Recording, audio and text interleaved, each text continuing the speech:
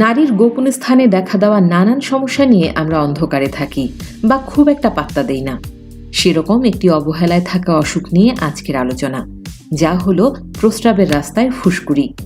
বিশেষ করে গরমের সময় নারীদের প্রস্রাবের রাস্তায় দেখা দেয় চুলকানি এবং ফুসকুড়ি।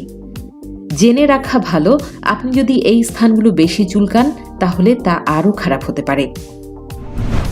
প্রস্রাবের রাস্তায় ফুসকুড়ির লক্ষণগুলোর মধ্যে থাকতে পারে চুলকানি, জ্বালাপোড়া, ফুলে যাওয়া, ফোস্কার মতো হওয়া, ক্ষত বা ঘা, বিবর্ণ ত্বক, লাল, বেগুনি বা হলুদ রং ধারণ করা, একটা এলাকায় ত্বক ঘন হয়ে যাওয়া, প্রদাহ, প্রস্রাব বা যৌন মিলনের সময় ব্যথা, স্রাব, যোনি এলাকায় গন্ধ, জ্বর, কোমরে বা কোমরের এলাকায় ব্যথা, ফুলে ওঠা লিম্ফ নোড।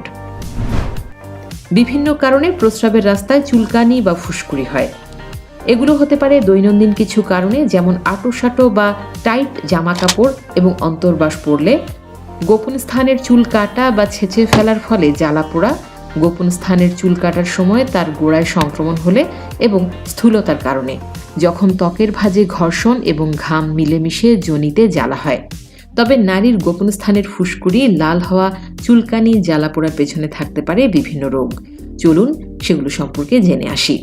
প্রস্রাবের রাস্তায় চারপাশে ফুসকুড়ি হওয়ার সম্ভাব্য কারণগুলো হলো কন্টাক্ট ডার্মাটাইটিস, ভ্যাজাইনাইটিস এবং ভার্তলিনের সিস্ট। কন্টাক্ট ডার্মাটাইটিস এক ধরনের অ্যালার্জি। এটি হয় যে কোনো অ্যালার্জি হওয়ার মতো বস্তু, কাপড়, সাবান, রাসায়নিকের মাধ্যমে। ভ্যাজাইনাইটিস হয় ব্যাকটেরিয়াল, ছত্রাক বা প্যারাসাইটের সংক্রমণের জন্য।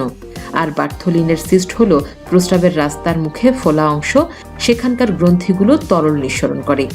এই সিস্টগুলো আহত বা সংক্রমিত হলে পুঁজ হয়ে যায় এবং তার থেকে ফোড়া তৈরি হয়। ভালভা বা গোপন স্থানের বহিরংশে ফুসকুড়ি হতে পারে নিউরোডার্মাটাইটিস, লাইকেন স্কলেরোসাস, হারপিস রোগসমূহ হলে। নিউরোডার্মাটাইটিসের সঠিক কারণ জানা যায়নি, তবে পোকামাকড়ের কামড় বা মানসিক চাপের কারণে এটি হতে পারে। এতে বারবার চুলকানোর মতো অনুভূতি তৈরি হয় এবং আমরা যত চুলকাতে থাকি তত বাড়ে এবং ওই এলাকার চামড়া শক্ত হয়ে যায়। সোরিয়াসিস হলো একটি অটো ইমিউন রোগ, যাতে আমাদের শরীরের রোগ প্রতিরোধী কোষগুলো আমাদেরকেই আক্রমণ করে।